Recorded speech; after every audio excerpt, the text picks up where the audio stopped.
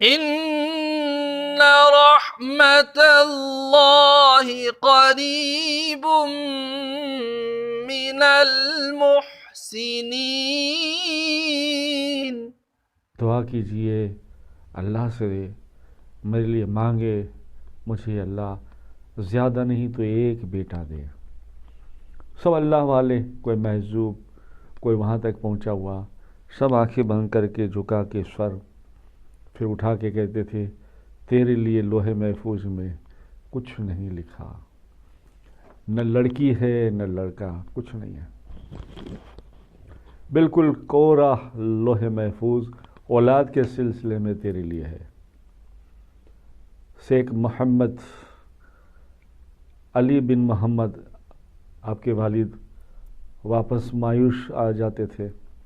پھر ایک بار اتفاق ایسا ہوا کہ آپ کو یاد آئی، لوگوں نے بھی کہا کہ حضور شیخ محی الدین عبد القادر جیلانی رضی اللہ تعالیٰ عنہ کا بہت بڑا شعرا ہے، کرامتوں کا، علم لدنیت کا، مقام محبوبیت کا، چلو ایک بار وہاں کیوں نہ جایا جائے۔ لوگوں کو کہنے سے اور آپ نے بھی ارادہ فرمایا دل سے اور ملاقات کے لیے آئے۔ اب دیکھیے عطا دیکھیے، یہ ہوتے ہیں اللہ والے۔ حضور غوث پاک کے دربار میں آیا، سلام عرض کیا، آپ نے بیٹھنے کا حکم دیا، پھر وہی کہانی جو ہر وقت ہر جگہ اپنے مطلب کی کہتے تھے کہ حضور ہاتھ جوڑ کے کیا کہ حضور میرے لیے دعا کیجیے، اللہ مجھے اولاد دے۔ سب محجوبوں کے پاس، ولیوں کے پاس، سب اللہ والوں کے پاس گھوم کر آیا ہوں، لوگوں نے ایک ہی جواب دیا ہے کچھ نہیں ہے، ایک بھی نہیں ہے۔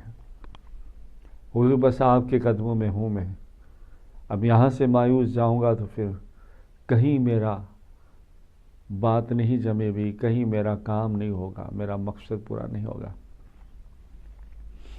حضور غوث پاک رضی اللہ تعالیٰ عنہ نے وہاں مراقبہ نہیں کیا، بلکہ یہ کہا میرے قریب آؤ۔ جب سرکار شیخ علی بن محمد محی الدین عربی کے والد صاحب قریب پہنچے تو آپ نے اپنی پیٹھ مبارک نہ ان سے لگائے اور ایسے ایسے 2-3 مرتبہ گھسا، یعنی پیٹھ سے پیٹھ ملائے، پھر کہا جاؤ ہم نے ایک عطا کیا اور وہ ایک ایسا ہوگا جو سارے جہاں میں محبوب اور سارے جہاں کا قطب ہوگا اور اللہ و اللہ کے رسول کا عاشق ہوگا، مگر نام محی الدین سے رکھنا، شیخ محی الدین عربی۔ پھر آپ کا نام شیخ محی الدین عربی سے رکھا گیا۔ کچھ وقت کے بعد 9 مہینے ہونے کے بعد سرکار شیخ علی بن محمد محی الدین عربی کے والد اور والدہ بڑی خوشی سے حضور غوث پاک کے دربار میں آئے، نیاز نظر پیش کی، حضور کو محی الدین عربی رضی اللہ تعالیٰ عنہ کو بھی پیش کیا۔ آپ نے گود میں لے کر کہا، مسکرایا، کہا سبحان اللہ، اللہ نے زمانے کا قطب پیدا کیا اور اپنے وقت کا بہت بڑا سلطان، اپنے وقت کا بہت بڑا شیخ ہوگا۔ سبحان اللہ۔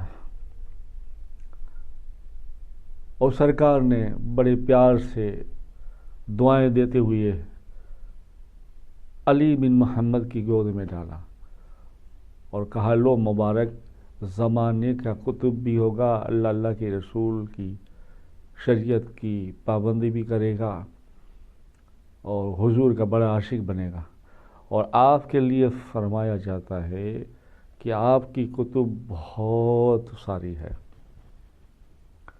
اور بہت ساری کتابوں میں آپ کا ذکر بھی ہے، اور اس قدر روحانیت اور پاور ہے کہ میری خود کی میں ایک بات بتاؤں، جب میں ملک شام 2005 میں میرے خیال سے گیا تھا، ہماری ایک فیملی ہے اس کو لے کر، انوس فیملی کر کے، تو جب ہم گئے سرکار کی بارگاہ میں ملک شام میں، بہت ساری زیارتیں کی ملک شام میں، حضرت بلال رضی اللہ تعالیٰ عنہ، حضرت عبداللہ ابن امام زین العابدین رضی اللہ تعالیٰ عنہ، حضرت بی بی زینب ماں رضی اللہ تعالیٰ عنہ، شہدائے کربلا کی ساری کیا بہت ساری زیارت کی، مگر ہم جب یہاں گئے تو ایک عجیب واقعات پیش آیا میرے پاس. وہ یہ کہ ہم جب نیچے گئے صلاۃ و سلام کے لیے اور فاتحہ خوانی کے لیے کچھ درود پڑھا، کچھ کھڑے رہے، تو وہاں ایک خادم بیٹھا ہوا تھا. وہ گھڑی گھڑی مجھے اور میرے ساتھ جو میرے دوست تھے ہم سفر محمد یونس کر کے، اس کو بھی دیکھے. اب مجھے کچھ خیال نہیں اور میں کچھ عربی زیادہ نہیں، تو ہم جب نکلے تو اس نے مجھے گلے لگایا، اس کو بھی لگایا. تو ہم نے کہا بھئی ایک طریقہ ہوگا کیا ایک محبت پیش کرتے ہوں گے. کچھ ہم نے نظر وغیرہ دیا تو انہوں نے کہا اس کے لیے ہم نہیں کر رہے، یہ ہمیں نہیں چاہیے. آپ کیا سمجھتے ہیں نظر کے لیے ہم نے کیا یہ؟ تو ہم نے ہمارے جو صاحب تھے ساتھ میں کہا نہیں ہم ایسے ہی. بولے نہیں ایسی کوئی بات نہیں ہے، آپ کو دینا ہے تو وہیں دربار میں رکھ دو. پھر اس نے کہا کہ ہم تو اس لیے ان شیخ کو گلے لگے کہ ہمیں اندر سے آواز آئی. توجہ سے سنیے گا، ہمیں اندر سے آواز آئی. یہ آواز یہ آئی کہ ہمارے سرکار نے ہمیں کہا ہم شیخ محی الدین عربی ہیں، یعنی والے شیخ انڈیا اجمیر معین الدین چشتی کے عاشق ہیں، آپ اسے گلے لگاؤ. سبحان اللہ سبحان اللہ.